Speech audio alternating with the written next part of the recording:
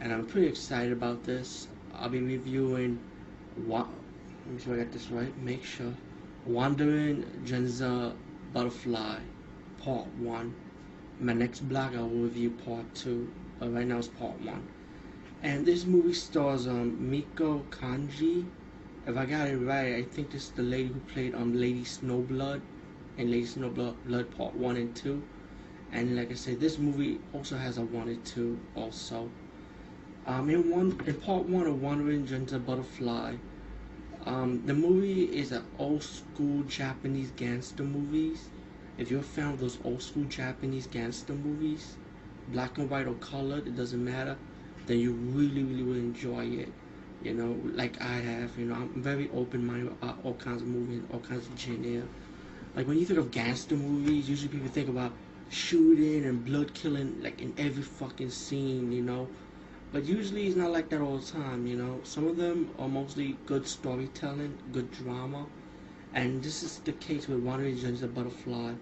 Um, like how American distributors are, they usually portray the movie as shitloads of action. Honestly, this movie does not have shitloads of action or like killing and shooting and like crazy, you know, like other gangster movies. I mean, when it gets to the end of this movie, it does have a lot of good kill scenes, which you're gonna see in a little preview clip. But before that, there's little scenes here and there, but it's mostly a lot of drama, a lot of talking, and it's a good movie, you know. I mean, like I said, it's a good storyline. It was about a woman who was in prison, you know, for murdering a man. She was there for 3 years. She was released, and then she ended up working as a hostess for a club that I think her friend petitioned her for early release from prison. So she works in her club. You know, she's doing her job. You know, getting money from people that comes into the club. You know, but then you got a rival gangster that wants to buy the club. You know, trying to take over of the streets of Ginza, you know. But when you be nice too long, you gotta be bad, and that's the way Miko comes in with her sword at the end of this movie. Is that, you know, your traditional Japanese gangster moment, killing everyone who ever messes with her and her friends or family, you know, whatever. But Wandering Ginger Butterfly is a real good movie. It's very enjoyable. You know, like I said, you gotta be into old school Japanese gangster movie to enjoy it. If not, then please don't waste your time, you know. Because, you know, usually people, you got your haters out there that watch this movie expecting too much, but they realize it's not what they expected. So, like I said, you gotta be a fan of good old fashioned drama, man. Especially Japanese drama. And, like I said, there is part 2, so I'll be reviewing that soon. And I think part 2 also has Sonny Shiba in this movie, so you can see Miko. Let me see if I got this girl's name right. Yes, it's Miko and Sonny Shiba teaming up, so it's pretty cool. It's the first time I ever saw them team up. So the sequel. And like I said from my last blog, I'll be reviewing my second part 2 from this last video blog I did, Wandering Ginza Butterfly 2 with Miko Kanji. And like I said, this one does contain Sonny Shiba in this one. And just like the first one, it's old school traditional Japanese gangster movie.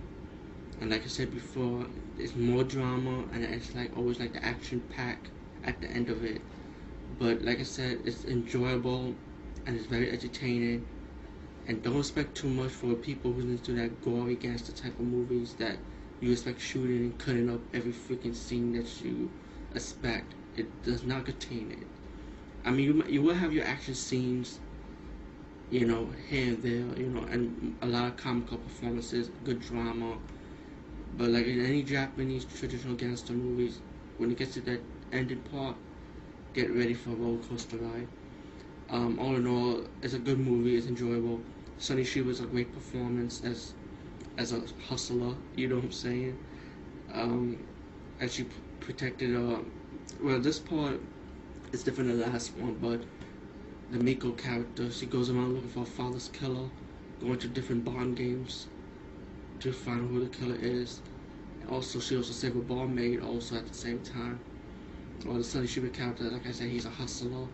You know, he does a bar hostess type of thing, and he's like a pimp in a way. You know, Sonny Shiba being cool as always. You know, in his movies.